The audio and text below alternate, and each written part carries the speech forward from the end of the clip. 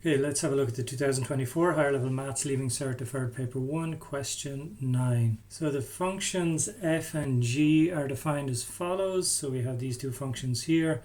The graphs of f and g are used to make an image of a wave for a logo. The wave is the region bounded by 0 to 2 for f, 1.5 to 2 for g, and the x-axis. The vertices of the wave are labelled A, B, C as shown in the diagram below. So these are our functions here, and this is the wave that they make here with the x-axis. Verify that g cuts the x-axis at x is equal to 1.5. Okay, so a couple of ways of doing this, kind of a long way and a short way. So we have g of x, which is minus 6x squared plus 25x minus 24. Well, on the x-axis, y is 0. So we can put 0 in there, and all we've got to do then is solve this for x. So I'm just going to multiply everything by minus 1 first, and then I'm just going to factorize. So we have 6 here, and we've got 24 out here. So let's look at the factors. You got 1 times 6, 2 times 3. Here you got 1 times 24, 2 times 12, 3 times 8, 4 times 6. And I think what's going to work here is a combination of these pairs here. So I'm going to say 2x times 3x. That's these two here. And then I want 3 3's 9, and I want 16 as well. So 2 times 8 will give me 16. So I'm going to put 8 here. Now I want a minus times a minus to give me a plus, or a plus times plus to give me a plus, but I need minus 25, so it's going to be minus times minus. Now I think this should work. 2x times 3x, 6x squared, minus 3 times minus 8 plus 24.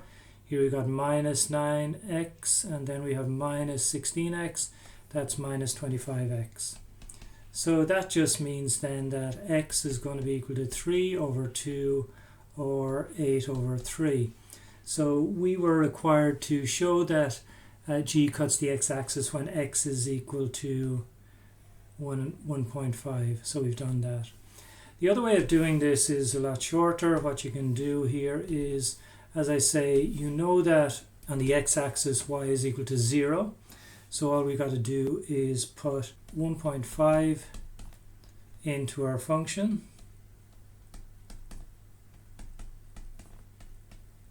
And we should get 0. And when you do all of this on your calculator, you will find that you'll get 0. Therefore, g of x cuts the x-axis at x is equal to 1.5. Okay, let's have a look at part B. Use calculus to find the local maximum point of f of x. Okay, so f of x is minus x cubed over 4 plus x squared. So to find the local maximum or minimum, what you've got to do anyway is differentiate. So let's differentiate. So this here is, if you like, minus 1/4 x cubed. So you bring the 3 down, so that becomes minus 3/4 x, and then reduce the power by 1 to 2 plus 2x. Now this will give you the slope of any tangent to the curve, so we want the tangent slopes to be 0, so we've got to let minus 3 over 4 x squared plus 2x equal to 0. So now we just got to solve this. So what we've got to do now is factorize. So let's take out the x. It'll give us minus 3 over 4x plus 2 is equal to 0. That just means that x is equal to 0, or minus 3 over 4x plus 2 is equal to 0. So here we got minus 3 over 4x is equal to minus 2, and x will be equal to minus divided by minus is plus. So we got to divide by 3/4, so that's just the same as multiplying by 4 over 3. So finally we get our x is equal to 8 over 3. So our two x values are x is equal to 0 and x is equal to 8 over 3. Okay, so if we look at our diagram back up here, we can see that at x is equal to 0, this looks like it must be the minimum down here. The curve must come around like this. So at x equal to 0, we're talking about a minimum. So the maximum must be up here somewhere at x is equal to 8 over 3. Okay, so at x is equal to 8 over 3, we've just got to work out what y is. So remember, y then is equal to minus x cubed over 4 plus x squared. So y is going to be equal to minus 8 over 3 cubed over 4 plus 8 over 3 squared. Okay, so that will give us, let's see, minus 8 over 3 cubed. That just gives us minus 512 over 27, and that's over 4, plus 8 8 64, 3 3's 9. Now we're dividing by 4, that's the same as multiplying by a quarter, so we get minus 512, and then 27 multiplied by 4 is 108, plus 64 over 9. Add those two fractions and you get 64 over 27. So our local maximum is at the point 8 over 3 and 64 over 27. That's it for part B. Okay, so this is part C. We've got to use calculus to find the x-coordinate of the steepest part of the graph of f of x for x between 0 and 2. So the steepest part of our graph is going to be at the point of inflection. So to find the point of inflection, you've got to differentiate twice. So we've got our original function f of x is equal to minus x cubed over 4 plus x squared. We differentiated already, so we got minus 3 over 4x squared plus 2x, and then we differentiate a second time, so bring down the 2 to 3 6 over 4x and then plus 2. So that is just minus 3 over 2x plus 2. So to find the x-coordinate of the point of inflection, what we've got to do is let that equal to 0. So minus 3 over 2x plus 2 equal to 0. So we've just got to solve this for x. So we've got minus 3 over 2x is equal to minus 2. What we do then is divide by, well, if you divide a minus by a minus, it's plus. Divide by 3 over 2. It's the same as multiplying by 2 over 3. So x then finally is 2 2's 4 over 3. So our x-coordinate at the point of inflection at the steepest part of the curve is 4 over 3. This is part D. So use integration to work out the area of the image of the wave.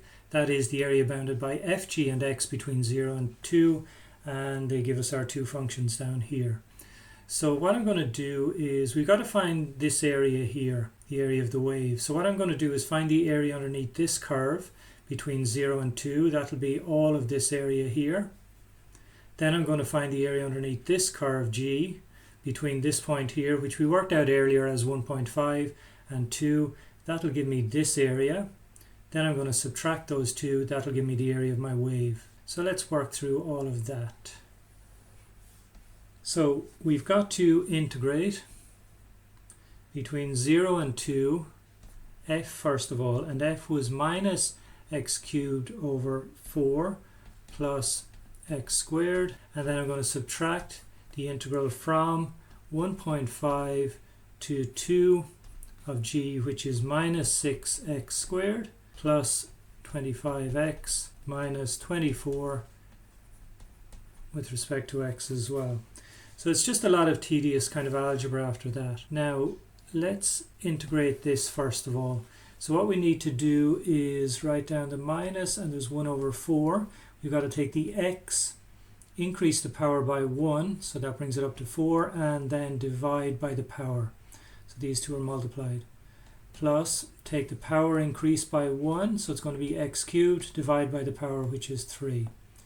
And our limits are 0 and 2.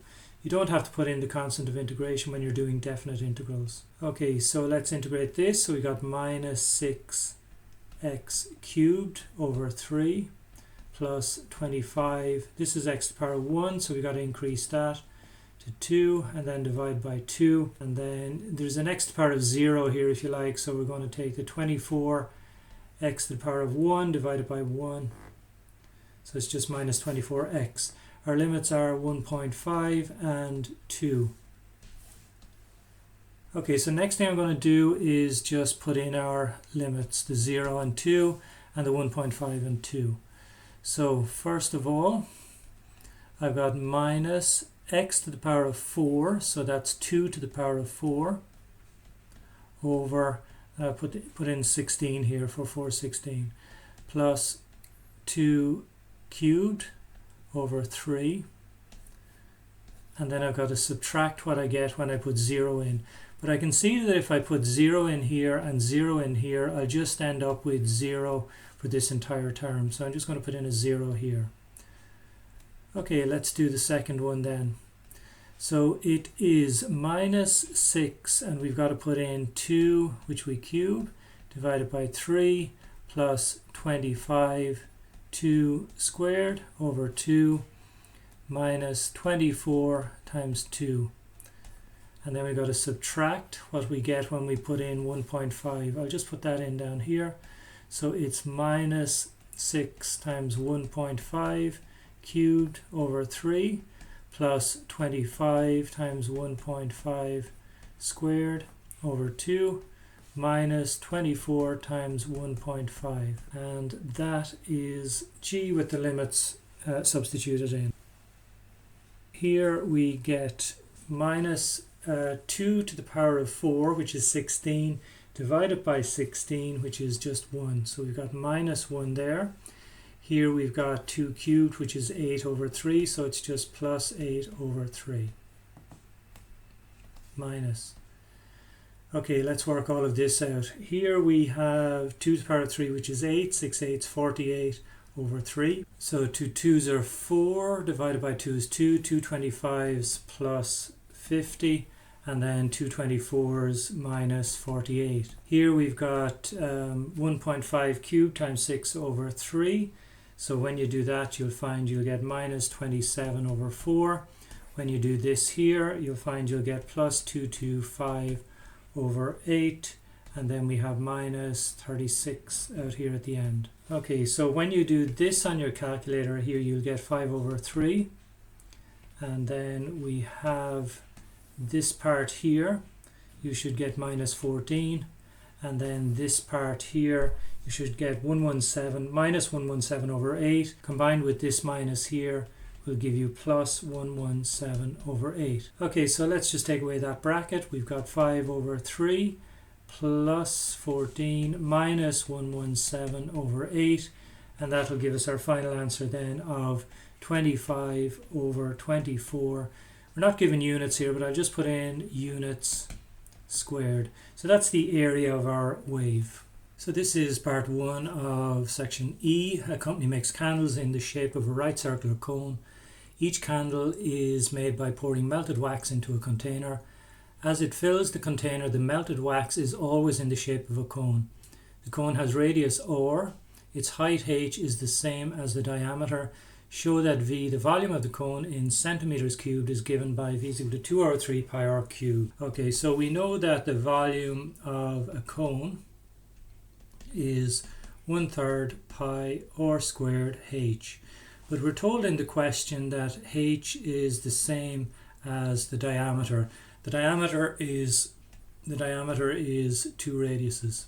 So what we can say is our volume is pi r squared, and then instead of h we can put in 2 radiuses here, 2r. So that'll give us 2 over 3 pi r cubed. Okay, so this is part 2. The volume of the cone of melted wax increases at a rate of 0.5 centimeters per second. Find the rate at which the radius of the cone of melted wax is increasing with respect to time when its radius is 4 centimeters. Give your answer in terms of pi. So what we're given here is the volume of the cone of melted wax increases at a rate of, that's dV dt. And it's increasing, so it's positive, so it's 0.5, and it's cubic centimeters per second. Now we've got to find the rate at which the radius of the cone of melted wax is increasing with respect to time. So that's dr dt. That's what we've got to find. So if you've got to find dr dt, normally the way you do this is you would put the dr there, the dt there, and you've got to find something here and here that will, if you like, cancel. So because we've got dv here over dt, we're going to put dv here and dv here and see if we can work with that. Now we have dv dt, we have that here, it's 0.5. What we've got to find is dr dv. Now we've done something in the previous part of this question. We found a formula for volume in terms of or, v in terms of or. So we can find dv dr. So all we've got to do then is flip it upside down to get dr dv. So let's write this formula here down and differentiate it.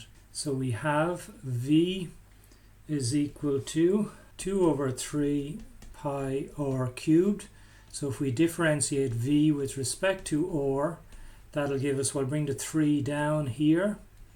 It'll cancel with this 3 here, and we are left with 2 pi r reduced to power, so it's squared. So we have dv dr, we need dr dv, so this is over 1, so just flip that upside down and you get 2 pi r squared.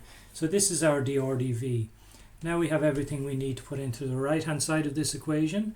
The r dv is 1 over 2 pi r squared, and dv dt is just 0.5 over 1 if you like. So that's our formula for working out the answers to this problem. We were asked to find dr dt when the radius is 4. So when r is equal to 4, dr dt, this thing here, is going to be equal to 0.5 is on the top. We've got 2 times pi times 4 squared on the bottom. So when you work that out, you get 0.5 over, let's see, on the bottom we get 16, 2 times 16, 32, so it's 0.5 over 32.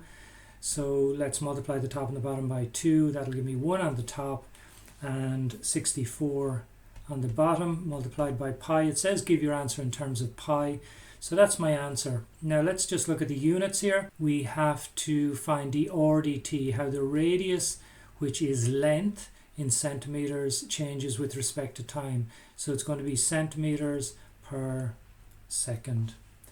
That's it for this question.